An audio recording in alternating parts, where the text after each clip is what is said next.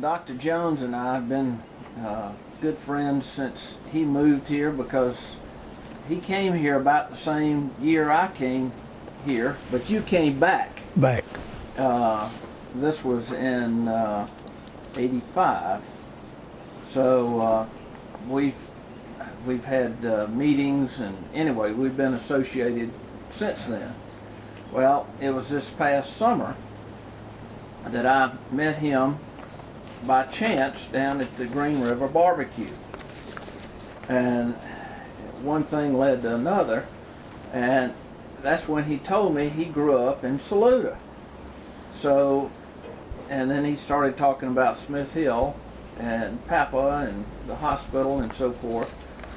So that's when I invited him to meet with us at a later date to give his recollection of Smith Hill and Papa and the hospital. Well, we consider him a very stately old gentleman all along.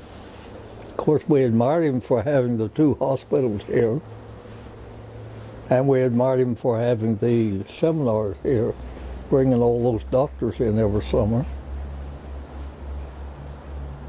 And they hired a lot of the local people to work. Oh, yeah. Yeah, you did. It's like Charlie in that picture. He said that Papa gave him his first job, and he just loved it. I mean, he just loved Papa. He had something for me every time I went in the store. He wanted to show me. One time Allison came in the store and saw Charlie. It was in the fall, and we had a group of people coming, friends to come enjoy Saluda, which was great. And he said, somebody from Smith Hill, he said, I was wondering who it was going to be. The next person that walked in was going to get this sign, and it was a Keep Your Well Baby Well sign. It followed down behind one of the he found it in the machines. shop, and he gave it to Allison. Of course, she had it framed. And Oh, it won't ever rust or anything. She does it right. But we thought that was wonderful. Well, speaking of Charlie Ward, I remember visiting with him a few years ago, and he said that he remembered as a youngster that the bus would stop on Main Street, and that young mothers would get off with their children, barefooted mothers, looking for help. And so they would walk up to Smith Hill, and in most cases would get the help they were looking for. Well, see, the Spartanburg Baby Hospital was a charity hospital. But Dr. Smith's hospital was a private hospital. But he was CEO of both of them. But it was a teaching hospital. His was. Yes. But they used the baby hospital for, what do you call it, doctors to experiment on with.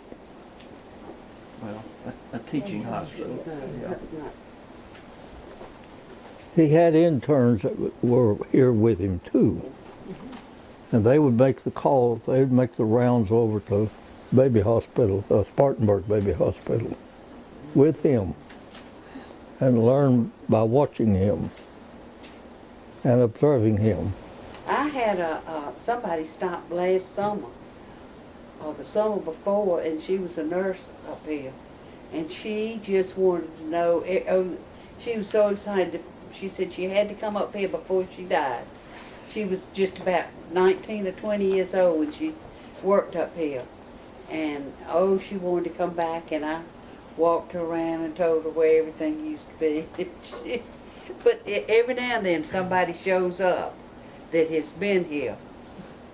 Somebody called me about 9:30 at night about a month ago, and her husband had been up here as a patient, as a baby, and they had named their grandson, their son the same, after your granddad.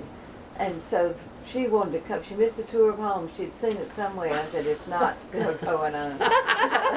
So she was going to just drive up here, and I told her how to ride up here and ride around, but There's a man in Hendersonville, Fletcher Roberts. When he was a baby or a little child, the doctors there in Asheville could not do him any good. Quote, he was not getting any better. And his parents brought him to Dr. Smith, and he started getting well. And he's now 80 years old and doing well. So Dr. Smith's efforts lasted there. And the lady that was Dr. Smith's secretary, Hattie Staten. Hattie Staten. Miss Hattie.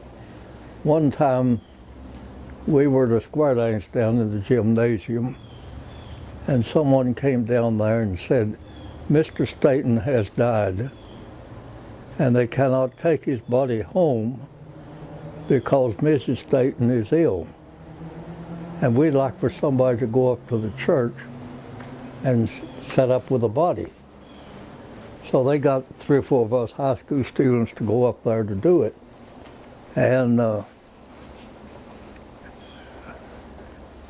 soon as everybody left, I put some hymn books down and made me a pillow. I said, I'm going to sleep. You all do the same. So we all stretched out and went to sleep. And we didn't think he was going to leave, so he was, anyway. But anyway, this school teacher came by, and she saw the lights on in the church and said, Miss Whitesides, she said, I imagine somebody just went off and left the lights on. So she stepped up in the vestibule, and there was a window there where you could see. And when she looked up, here was this coffin open with a gray-bearded, gray-haired man lying up there. It frightened her to death. She didn't cut the lights out. She ran all the way to the top of the hill where she was boarding and said, I just saw something down in the church, and started telling them what it was, and they said, well, that's old Mr. Staten. They're having his lay out there in the church. Was that Miss Hattie's Father, yeah. Ralph told me all about it. So. And that, he's one that married Dr. McCullough's daughter. Right. Bishop McCullough's daughter. Mm-hmm. I That's don't right. think he was ever a bishop, was he? I don't know. Yes, that letter signed it was bishop. Really? I know she was a McCullough. Mrs. Staten was. They just had the one daughter, Hattie. Well, what do you remember about the Smith Hill during the war? Or you were not here, I guess, during World War II, but weren't too many men around, from what I gather. Probably not. And that was a Mary Widow cottage. Right, but he probably. No, but that's where we stayed. They called it the Mary Wood Cottage because Aunt Clara and those 4 and Mama, Uncle Hussein was in New Guinea, and Daddy was in Africa and France and Italy, and then y'all stayed with Uncle Shay was in Miami. Store Smith. Yeah, Store Smith, and y'all was staying with We stayed up. up here, and Jake, Uncle Jake was in Europe with Patton, and so it Was was he in all the- just it was just Papa and all the little children, you know, And the ladies. and the ladies. He but that I thought that was really interesting. So the seminar went on during the war. Yeah, Okay. I think it did. I don't know. Yes. It did. Oh, yeah, it did. And they had pictures of, in the magazine, this is a Saluda magazine. Maybe that's the old one original. They'd have Uncle Sane's picture, and, you know, you'd see the rank, and they were in uniform. And they had Daddy's picture was in there. But they had pictures of everybody. But I don't know who ran the thing if your daddy was gone, because he ran everything. I mean, he was Well, he was Wonderful. the secretary treasurer. But he was the go-to man. Marvin was the operator. He was wonderful. But without men around, I don't know what they did. I don't either. So, Papa was there. They made out. Well, they hired help from different places around the country. Some came up from Spartanburg, and we had some from even New York. Cora Cora came from New York. Yeah. take the train down, and She'd get off the train in her fur coat in But she late wanted May. to come down and enjoy the cool mountains.